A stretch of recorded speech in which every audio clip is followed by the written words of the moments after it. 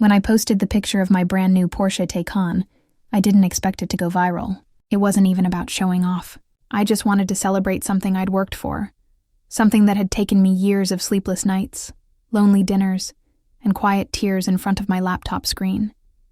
It was supposed to be a small victory post, just a photo of me standing beside the sleek silver car. A little caption that read, "Dreams do come true, just not always with who you thought would be there to see them." An hour later, my phone started buzzing. Not with congratulations from friends or colleagues, though some of those came too, but with a name I hadn't seen light up my screen in almost 4 years.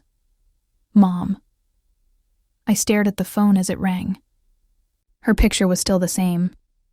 A slightly blurry image from a family trip to the mountains, all of us smiling, pretending everything was fine.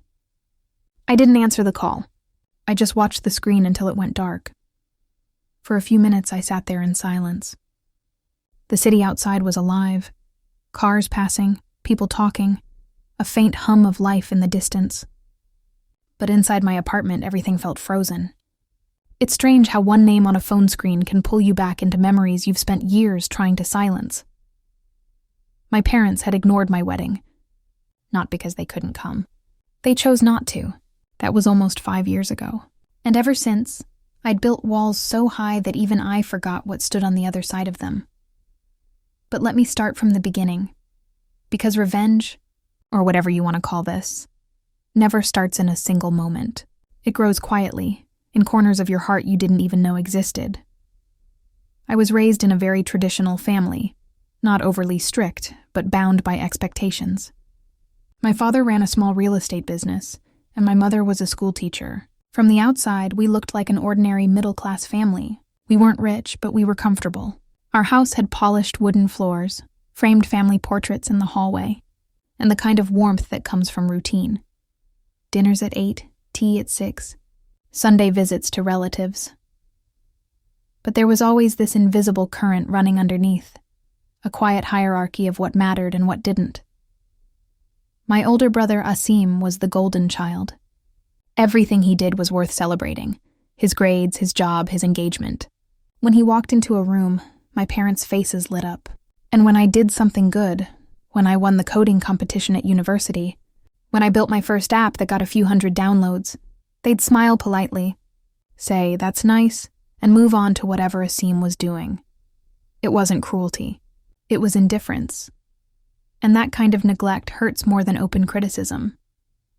I remember once, during my final year at university, I'd stayed up 3 nights straight working on a startup idea.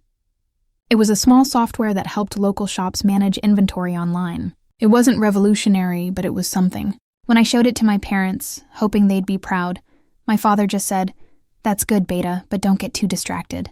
You'll need to get married soon." That one sentence crushed me more than I realized. I didn't want to argue, so I smiled and said, "Okay." But inside, something hardened. After graduation, I got a job at a tech firm in Karachi.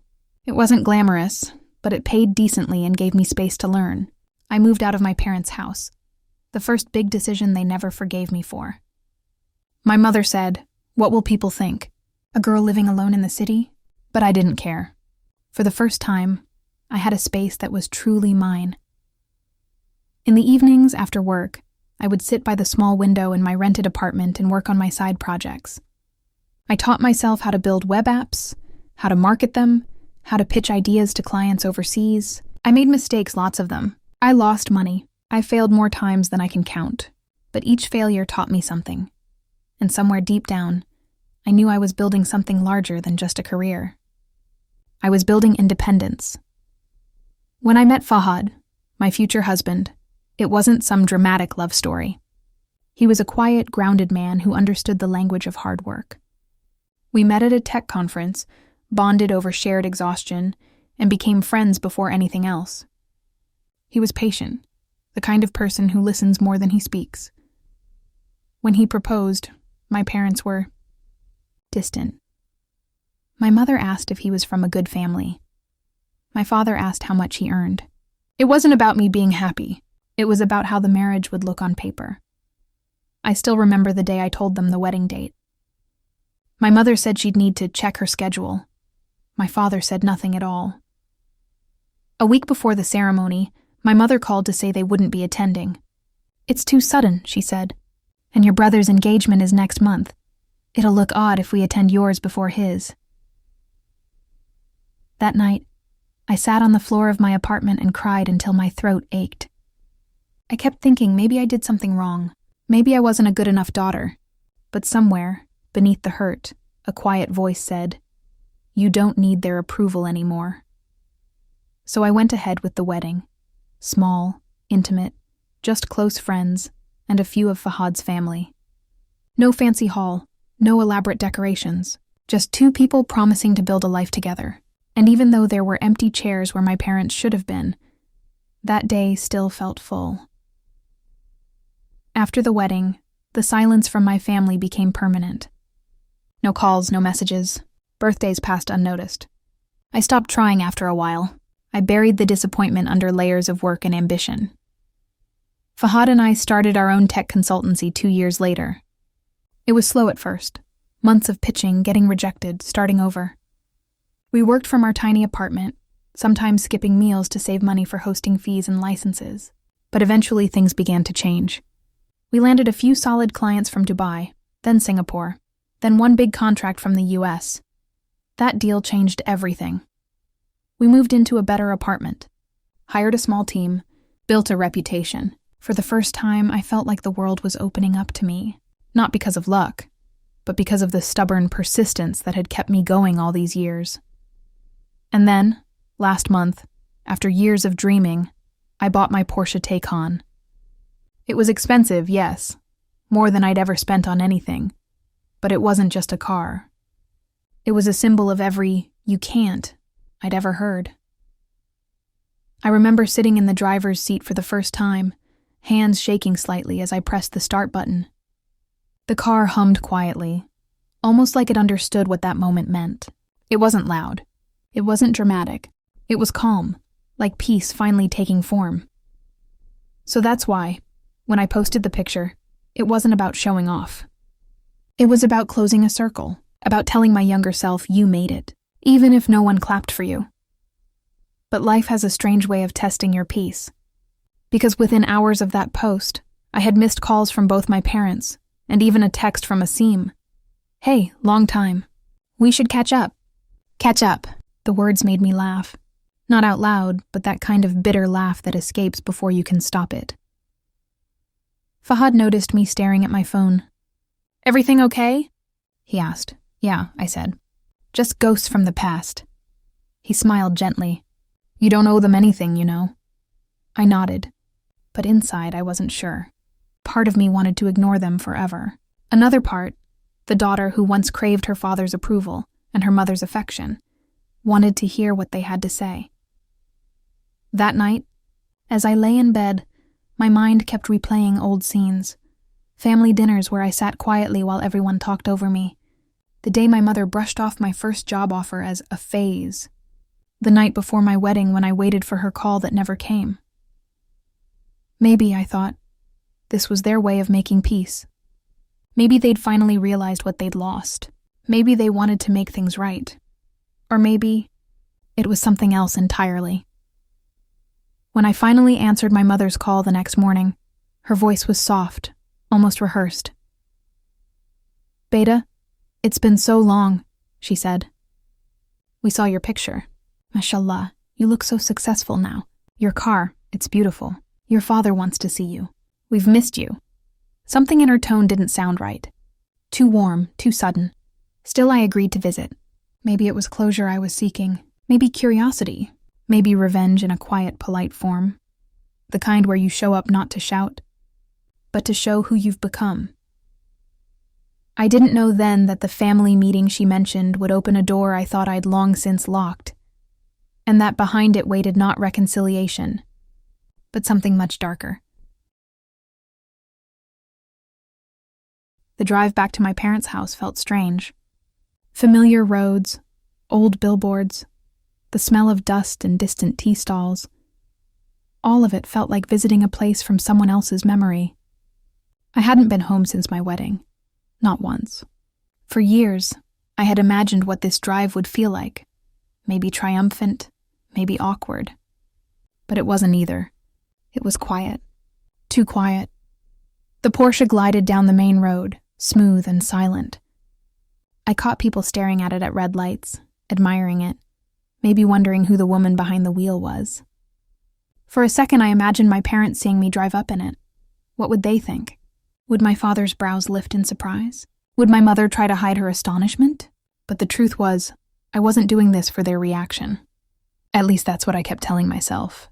This visit was for me, a way to look at the past without flinching. Their house looked almost exactly the same. Same faded yellow paint, same uneven gate that creaked when I pushed it open. The jasmine plant I used to water as a teenager had grown wild, its vines climbing over the wall. I stood there for a moment, just taking it in. It was like time had moved on everywhere else, except here. My mother opened the door before I could knock. For a second, she just stood there, staring. Then, in a tone that was far too cheerful, she said, "Alia, look at you. You've changed so much." I smiled politely. "It's been a while." She hugged me. The gesture felt forced, her arms barely tightening around me. It was the kind of hug people give when they're performing affection, not feeling it. Inside, the house smelled of old furniture and cooking oil. The same clock ticked above the living room door, loud and steady. My father was sitting on the sofa, wearing his reading glasses, pretending to look at the newspaper. He looked up when I entered, and for a split second, something flickered across his face. Surprise, pride, maybe regret. But it vanished just as quickly. "Aaliyah," he said, standing up. "It's been a long time." Yes, it has. We stood there in silence for a moment that felt too long. My mother motioned for me to sit. She brought out tea, the same way she used to, with 2 biscuits on a plate. I took the cup and sat quietly, waiting. I had learned that when people call you after years of silence, they usually have a reason, and it's rarely love. My father cleared his throat. "We've seen your posts," he said finally. "Mashallah, you've done well for yourself." "Thank you," I said softly. He nodded, looking uncomfortable. "The car. It's very impressive. The neighbors were asking if it's really yours." I smiled slightly. "It is." There was another pause. Then my mother jumped in. "You know, Asim has been having a tough time lately. His business isn't going so well. It's the economy, you understand. Things have been difficult." There it was. The real reason, I could feel it before she even said the next part. My father sighed. "We're thinking of helping him set up again. Maybe a loan, something small to get him back on his feet, but, well, times are tough for us too. Your mother thought maybe you could contribute a little. Family helps each other after all." I looked at them for a long moment. The words hung in the air like dust. Family helps each other. 5 years ago, when I asked them to attend my wedding, I was family too. When I called on Eid and they didn't pick up, I was family too. When I sat alone with a wedding dress I'd chosen without my mother's advice, I was family too. But now, suddenly I was useful. I took a slow sip of tea before answering. "How much are we talking about?" My mother's eyes brightened a little. "Just a few million rupees. You know, something to help him restart his office. It's nothing for you now, mashallah. You're doing so well." I smiled. Not the warm kind, but the kind that hides something sharp underneath. "You're right. I am doing well. But tell me something. When I wasn't, when I was struggling to pay rent, where were you then?" My father's jaw tightened. "You know that's not fair. We had our reasons." "Reasons," I repeated softly. "Yes. I remember those reasons when you told me not to get married without your approval. When you said I was making a mistake. When you ignored me for years because my choices didn't fit your plans." My mother frowned. "Beta, why are you bringing up the past? We're just asking for a little help." "It's not a little," I said. "It's a pattern." The air in the room shifted. My father looked angry now, his voice low but tense. "Don't speak to us like that. We're your parents." I met his eyes calmly. "And I was your daughter. I still am. But you treated me like a stranger long before I became one." For a few moments, no one spoke. The clock ticked loudly in the background. Then my mother sighed, placing her hand on my knee. Aaliyah, please. You're successful now. We're proud of you. Don't hold grudges. Your brother needs your help. There it was again. Pride as currency. Affection as negotiation. I set my cup down gently. I'll think about it. My mother smiled, relieved. That's all we ask. But I wasn't agreeing. I just needed to leave before my calm cracked. When I stepped outside, the evening light had turned soft and golden. My Porsche was parked exactly where I'd left it, shining quietly in the fading sun. As I walked toward it, I saw my brother standing by the gate.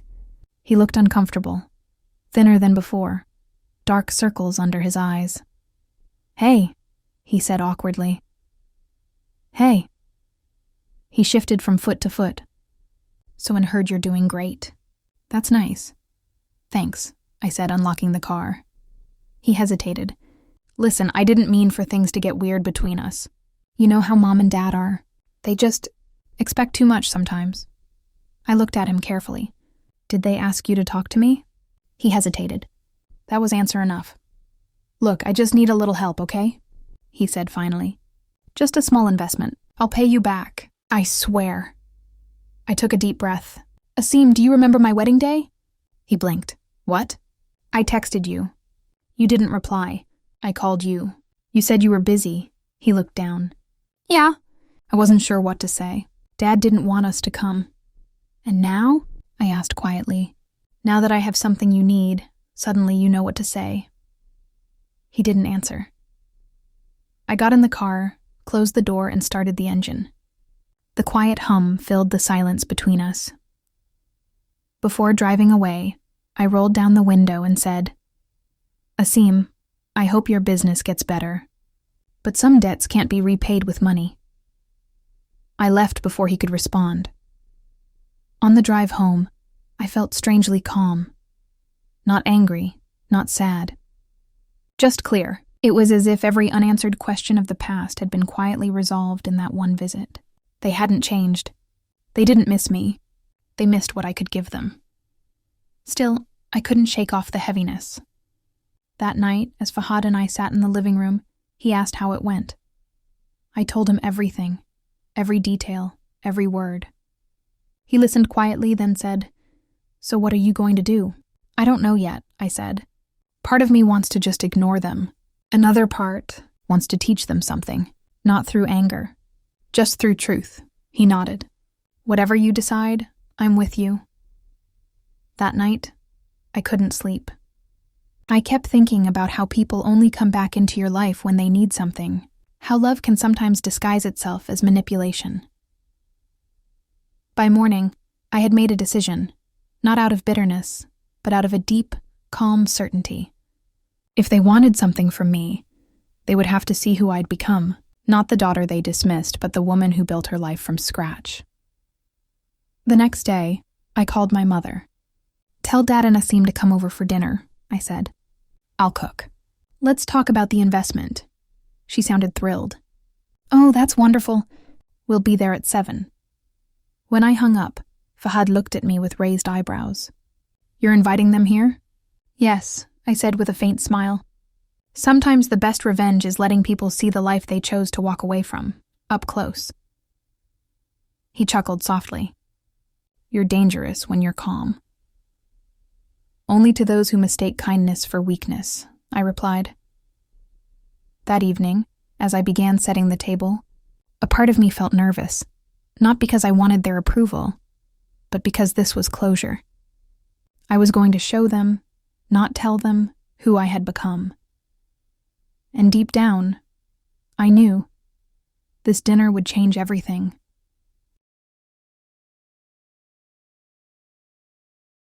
The day they were supposed to come over, I woke up earlier than usual.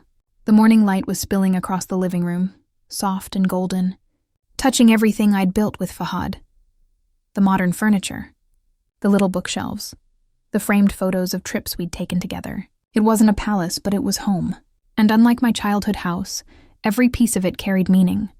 Things chosen with care, not inherited out of habit. I moved quietly around the kitchen, chopping vegetables, marinating chicken, setting out plates. Cooking had always been my therapy. It helped me think. As I stirred the sauce, I found myself remembering all those years when my mother used to call me into the kitchen, not to learn, but to help her, which usually meant chopping onions while she told me how my future depended on finding the right husband. I used to wonder what kind of woman I'd be if I'd been raised with encouragement instead of comparisons. By afternoon, the apartment smelled of roasted garlic and herbs. Fahad was arranging the table, simple, elegant, with a touch of warmth. He looked up at me and smiled. "You sure you're ready for this?" "I'm not angry anymore," I said. "I just want to see them for who they are. No illusions." He nodded. "Then that's exactly what they'll see too." Around 6:45, I heard the elevator ding. My heart beat faster. I smoothed down my dress, checked the table one last time, and took a deep breath. The doorbell rang. When I opened it, my mother was standing there dressed in her nicest clothes, perfume a little too strong. My father followed, looking slightly uncomfortable, his usual authority replaced with something almost uncertain, and behind them was Asim, pretending to smile. "Wow," my mother said, stepping in and looking around. "This place is beautiful, so modern. You must have spent a lot decorating it." I smiled. "We built it slowly, piece by piece." Fahad greeted them politely. He'd always been respectful, even when he knew how they'd treated me. I admired that about him. His calm wasn't weakness. It was control. We sat down, exchanged a few polite words. The conversation started safe, about traffic, weather, the usual neutral topics people use when avoiding the real reason they're there. After dinner, I brought out tea. My father complimented the meal, which I accepted with a simple nod. And then, as expected, the conversation took its turn. My mother leaned forward slightly. "Beta, about Asim's business." I looked at her calmly. "Yes, I've been thinking about that." Asim straightened up, clearly hopeful. My father cleared his throat, preparing his practiced lines. "We appreciate you inviting us. It means a lot. Asim just needs a small push to get back on track. He's capable, just unlucky lately." I folded my hands on the table. "I understand. But before we talk about money, I need to understand what went wrong with his last venture." Asim hesitated. "It wasn't my fault. The clients didn't pay on time, and there was some issue with suppliers." "Any paperwork?" I asked. He looked away. "Not exactly. It was mostly verbal agreements." I nodded slowly. "So, no contracts, no written terms, no proof of transactions." My father shifted uncomfortably. "It's not as simple as that. Sometimes in business, you have to trust people." I smiled politely. "Yes, and sometimes that's exactly why businesses fail." There was a long pause.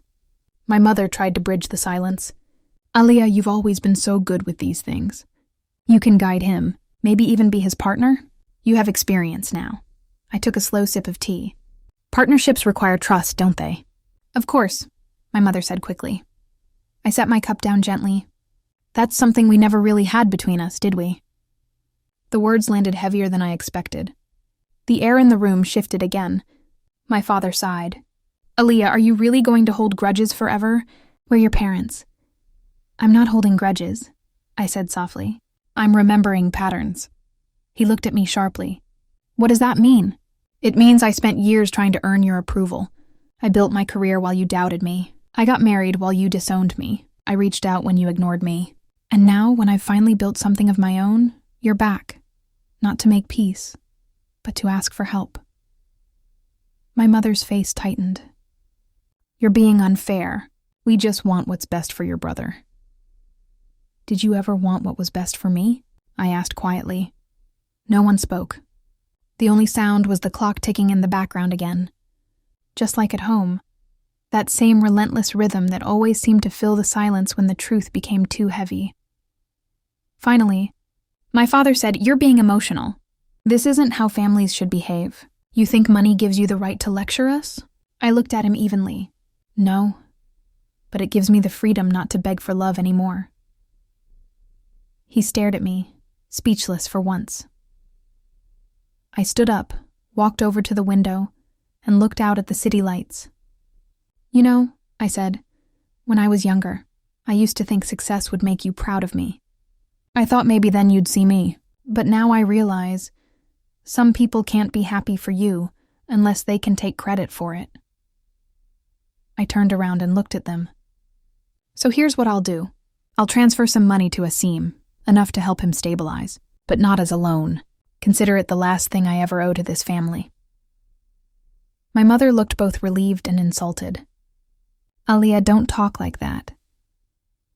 I'm not angry, I interrupted gently. I'm just done pretending. I picked up my phone, opened my banking app, and transferred the amount, a sum large enough to help, but small enough not to be manipulated again. I placed the phone on the table so they could see the confirmation. There, I said quietly. Done. Asim mumbled something that sounded like thanks. My father didn't say anything. My mother smiled awkwardly. You've done a good thing, Beta. Allah will bless you for this, I nodded. I'm sure he already has. They stayed a few minutes longer, uncomfortable in the silence they'd built. When they finally left, my mother hugged me again. This time, it lingered just long enough to seem real. Maybe she meant it, or maybe she just didn't know how else to end the evening. As the door closed behind them, I exhaled. Fahad came up beside me, placing his hand on my shoulder. You okay? I am, I said. It's strange. I thought I'd feel lighter after seeing them. But it's more like acceptance, like closing a book I've read too many times. He nodded. You didn't lose your calm. That's strength. I wasn't trying to win, I said, just to see clearly. That night, I sat on the balcony with a cup of tea. The city lights blinked in the distance. My phone buzzed. A message from Asim. Thanks again, sis. I mean it. I typed back. Use it wisely. Then I turned my phone face down. Days passed. Work went on as usual. I poured myself into projects, meetings, and plans for expansion. I thought the whole episode was behind me. But then, about 2 weeks later, I got an unexpected call from a client I'd recently signed a contract with. Aliyah, the client said, we've been getting some strange emails about your company. Someone claiming you're in legal trouble. Are you aware of this? My stomach tightened. No, I said. Can you forward them to me? He did, and when I opened the emails, my hands went cold. They contained fabricated stories. False allegations that my company was under investigation, that our licenses were fake, that we were scamming clients. And the sender's name was hidden behind a fake account. But one of the forwarded messages had an attachment. A photo of a document only someone close to my family could have had access to. Asim. At first, I couldn't believe it. I didn't want to. Maybe someone else leaked it. Maybe it was a coincidence. But when I checked the metadata, I saw his initials embedded in the file's properties. A small, stupid mistake from someone careless with digital files. I sat there for a long time, staring at the screen. The betrayal felt deeper than before.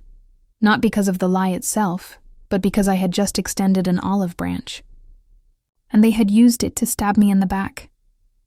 When Fahad saw my expression, he came over immediately. What happened? I showed him the emails. He read them silently, then looked up at me. So that's how they repay kindness. I nodded slowly. I thought giving them closure would give me peace. I was wrong. Some people only see your calm as an opportunity to take more. He was quiet for a moment. What are you going to do? I took a deep breath. Not shout. Not fight. I'll show them what calm revenge looks like. He smiled faintly. That sounds like you. That night I began planning. Not out of rage, but out of clarity. I didn't want to ruin them. I just wanted to make sure they never mistook silence for surrender again. And as I watched the Porsche gleaming faintly in the parking lot below, I realized something important. Revenge didn't always need to be loud. Sometimes it was simply living so well that the ones who wronged you couldn't touch your peace anymore. But this time, I wasn't going to just walk away. This time they'd learn, gently, thoroughly, and permanently, what it feels like to lose something they took for granted.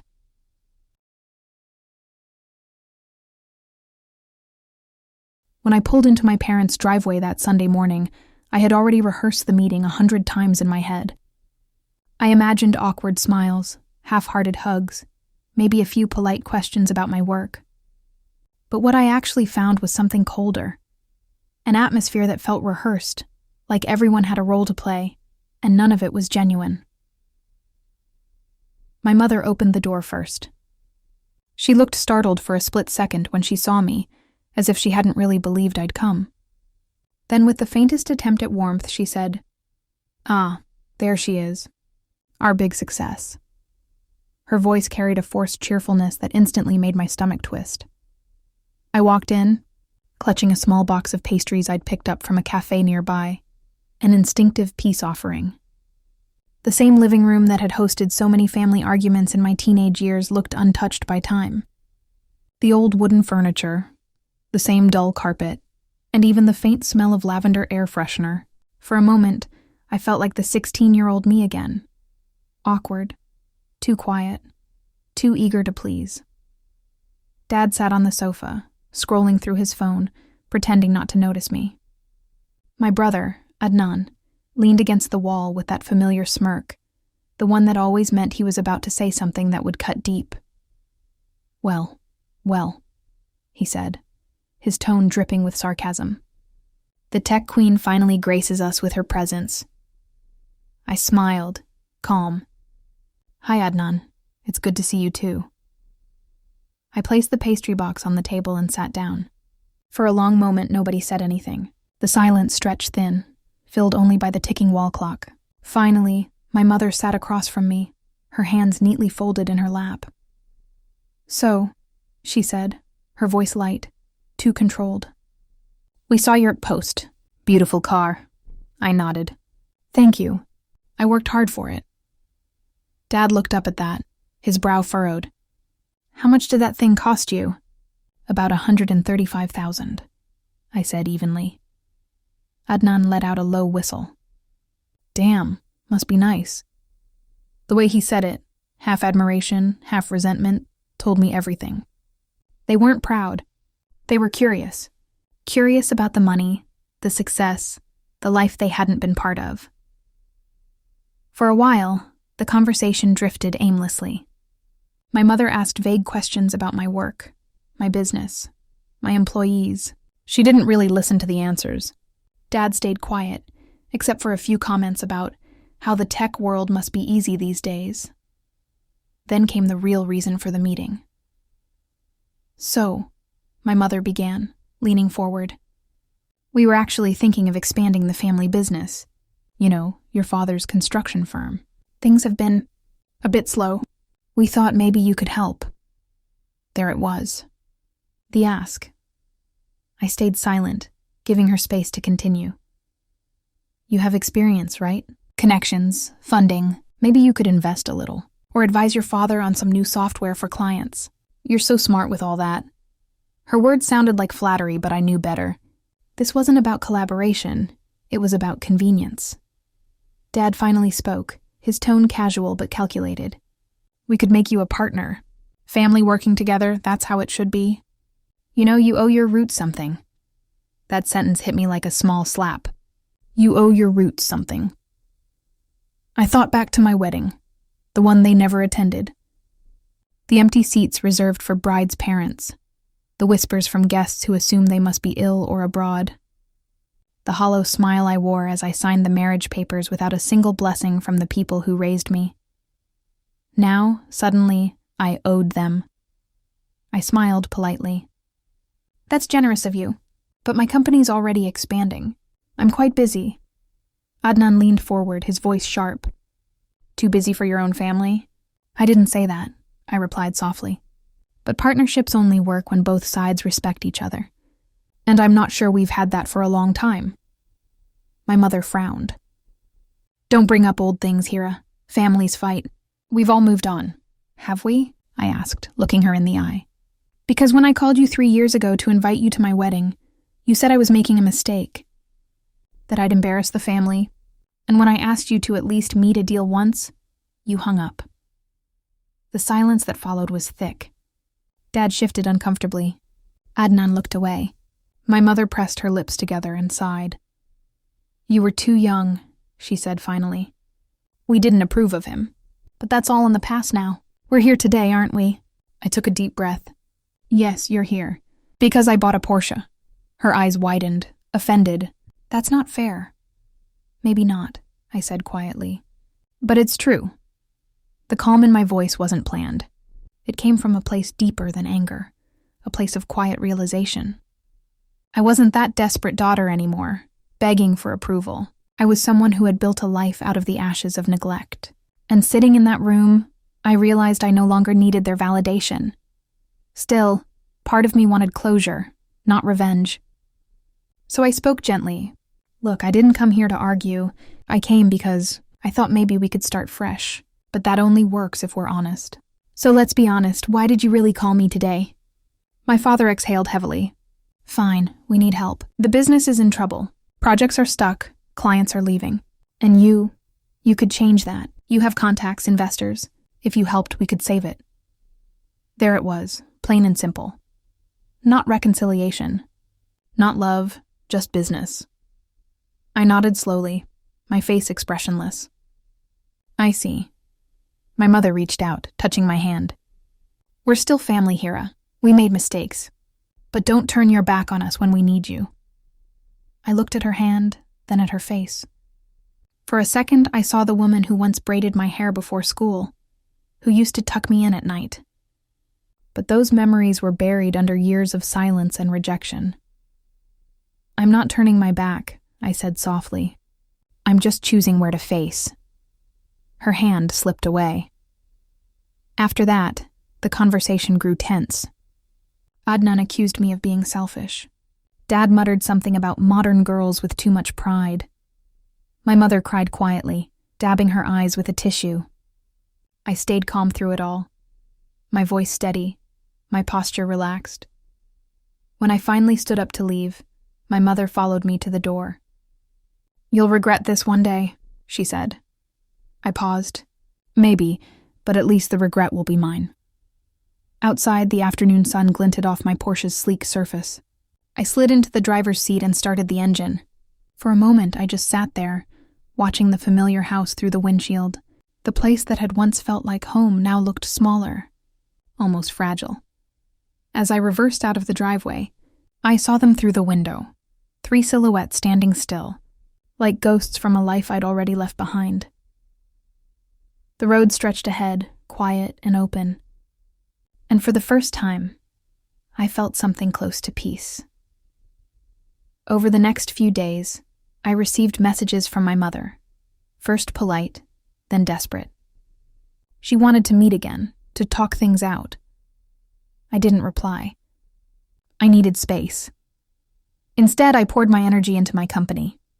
We had just signed a major deal with a renewable energy startup, and my focus returned to what truly mattered: creating, building, leading. But one evening, as I sat in my office, I got an unexpected call from Adnan. He sounded tense. Hira, you need to come. Something happened to Dad. My heart skipped a beat, and just like that, the calm I had built began to waver. When I heard Adnan's voice say those words, something happened to Dad. A wave of old instincts kicked in. For all the pain, all the distance, a part of me still reacted the way a daughter would. My breath caught, and before I could stop myself, I asked, "What happened?" Adnan's tone was clipped, impatient. He collapsed at the office. "The doctors say it might be stress. Just come to the hospital, Hira. Please." There was something in his voice that felt different this time. Not arrogance, not superiority. Just exhaustion, maybe even sincerity. I didn't waste time. Within minutes, I grabbed my coat and keys, locked the office, and drove through the quiet city streets. The night air outside was cool, the roads nearly empty. But inside me, everything churned. I wasn't sure if it was fear or guilt or something in between. When I reached the hospital, I saw them immediately. My mother sitting rigidly in a plastic chair, clutching her handbag like it was a lifeline, and Adnan standing beside her, pacing. He turned as I approached. His expression softened slightly, though his eyes were bloodshot. "You came," he said quietly. Of course, I replied. He nodded, as if he'd expected me to say that but hadn't fully believed it. He gestured toward the corridor. They're still running tests. Mom's been here for hours. My mother looked up then. Her eyes met mine, and for a brief second, something fragile flickered there. Relief, perhaps, or shame. She said nothing, but she didn't need to. I sat beside her in silence. Hospitals have their own kind of stillness. A heavy, humming quiet that amplifies every thought. I remembered sitting in one years ago when my grandmother was dying. Back then, we were a family that still spoke to each other. Back then, I still believed love was unconditional. After nearly an hour, a doctor approached. He spoke softly, using the calm tone medical professionals reserve for tense families. Your father's stable. It was a mild cardiac event, nothing too severe, but he needs rest. Less stress, better diet, and no business work for a while. Relief washed over my mother's face. Adnan nodded stiffly, exhaling. I simply sat there, feeling an odd mixture of calm and confusion. When we were finally allowed to see him, I followed them into the ward. Dad looked smaller than I remembered. His usual air of control and authority was gone. Tubes and wires surrounded him, and the sight stirred something I hadn't expected. Compassion. He opened his eyes slowly when he heard us. You came, he murmured. My mother rushed to his side, her voice trembling. Of course we did. Don't talk too much. Just rest. I stood a few feet away, hesitant. He turned his gaze toward me. Hira. Hi, Dad, I said softly. He studied me for a long moment. You look different. I guess life does that, I replied. A faint smile crossed his lips. You've done well for yourself. It wasn't an apology, but for him, it was close enough. The nurse asked us to keep the visit short, so I didn't say much. Before leaving, though, I reached out and placed a hand on his. Take care of yourself. We'll talk when you're stronger. He nodded weakly. That night, I drove home with my thoughts tangled like threads. I couldn't ignore the old ache that seeing him had stirred up. For years, I had tried to bury my need for family, to convince myself I didn't care. But somewhere inside, that child still existed, still wanted to believe reconciliation was possible. Over the next few weeks, I visited occasionally. Not often, not enough to be pulled back into their orbit, but enough to check that he was recovering. My mother softened a little each time. Her tone lost its edge. She started sending me small messages, updates, greetings, even photos of home-cooked meals. It was strange, almost tender, but beneath it all I sensed something unfinished. Something brewing. And I was right. One evening, about a month later, Adnan called again. This time he sounded steady, formal. Hira, Dad's doing better. We're planning to restructure the business. We'd really like your input. Just advice, nothing more. I hesitated. Adnan, I told you before, he cut in. I know. But it's not what you think. We're not asking for money. Just ideas. You're good at what you do, and Dad, he listens to you now. That last line hit differently. My father had never listened to me when it mattered most. But perhaps, after everything, life had humbled him too. After a long pause, I agreed to meet them. One last time. The meeting was at their office. The same building I'd avoided for years. Walking in, I was hit with the faint smell of dust and old paper. The place looked tired, like it had been running on inertia for too long. Dad was seated behind his desk, still pale, but alert. My mother stood beside him, smiling faintly. Adnan spread out some documents. We're downsizing a few projects, he explained, but we think digital transformation could help. You know, automate some client systems, build a new website, maybe streamline operations. It was strange hearing him use words from my world. I listened quietly, then gave them my suggestions. It wasn't personal, just professional advice. But as the conversation flowed, something inside me shifted. For the first time in years, they were listening to me. Not dismissing, not criticizing, just listening. After an hour, Dad leaned back and said, You always were sharp, Hira. I didn't see it before. Maybe I didn't want to. There was honesty in his voice that caught me off guard. I smiled slightly. Better late than never, I suppose. For a brief moment, I thought maybe this was healing. Maybe this was how estranged families mend. Slowly, in pieces, through quiet acts instead of grand apologies. But the illusion didn't last. 2 weeks later, I received an email from one of my employees, our company's finance manager. She looked concerned. "Hira," she wrote, "I just got a partnership inquiry from someone claiming to represent your family's construction firm. They used your name, said you'd already approved a shared investment." My stomach tightened. I hadn't signed or agreed to anything. I called Adnan immediately. He picked up after a few rings, his tone casual. "Oh, that. Yeah, we just needed your name to help secure a loan. It's temporary." I went cold. "You used my name for a loan without my consent?" "It's just business, Hira," he said, his voice defensive. "You have good credit. It helps everyone. You'll get it back once the loan clears." "Do you even hear yourself?" I said, my voice calm but sharp. "You forged my approval. That's fraud," he scoffed. "Don't be dramatic. It's family." That was it. The final straw. That night, I didn't yell. I didn't curse. I simply acted. I contacted my lawyer the next morning and explained everything. We drafted a statement disassociating my company and my name from theirs, and filed an official complaint with the lending agency. Within a week, their application was frozen pending investigation. The storm hit fast. Adnan called me furiously, shouting about betrayal. My father sent a short, disappointed message. I thought we were rebuilding. My mother left voicemails in tears, but I stayed silent. For years, I had mistaken silence for weakness. This time, it was strength. A month later, their company officially went into restructuring. They weren't bankrupt, but they had to sell assets, cut staff, and admit publicly that they'd misrepresented a business deal. My name was cleared, and I moved forward with my own projects. Stronger, wiser, lighter.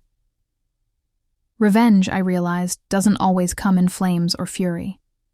Sometimes it's calm, measured, and quiet, like water finding its own level. I hadn't destroyed them. I had simply refused to be used again. The irony? My company was featured in a major magazine that same month. The article highlighted my journey. Not the pain, not the betrayal, but the resilience. The headline read, "From ignored to independent, the woman who built her own legacy." When I saw it, I smiled. Not out of pride, but peace. Because that's what real revenge is. Peace. It's waking up one day and realizing the people who once dismissed you no longer have power over your emotions. It's choosing not to answer when they call to reopen old wounds. It's knowing that you've built something unshakable, something that doesn't need their approval. A few months later, I drove past my parents' old house. The porch light was on. I didn't stop. I just looked for a moment, not in anger but gratitude. Every ounce of neglect, every dismissal, every cruel word had shaped me into someone who didn't just survive, but thrived. And that was enough. When I parked at home, Adil was waiting outside, smiling as always. "You okay?" he asked. I nodded. More than okay. He handed me a coffee and said, "Then let's take a drive." We got into the Porsche, the same car that had triggered everything, and as the city lights blurred past us, I realized something important. The car, the success, the revenge, none of it really mattered. What mattered was that I had reclaimed my story, and this time, no one could rewrite it. So if you're listening to this and you've ever felt unseen, remember this. Your peace, your success, your calm are your best answers. Not arguments, not shouting, not vengeance. Just calm, steady success. Because some relationships are meant to be lessons, not lifelong bonds. And sometimes, letting go isn't cruelty, it's clarity. This was my calm revenge. If you found something in my story that spoke to you, if it reminded you that silence can be power, that walking away can be victory, then I hope you'll stay connected. Like, share, and subscribe to My Calm Revenge for more true-to-life stories told in the voice of quiet strength. Because revenge doesn't always shout. Sometimes, it simply smiles and drives away.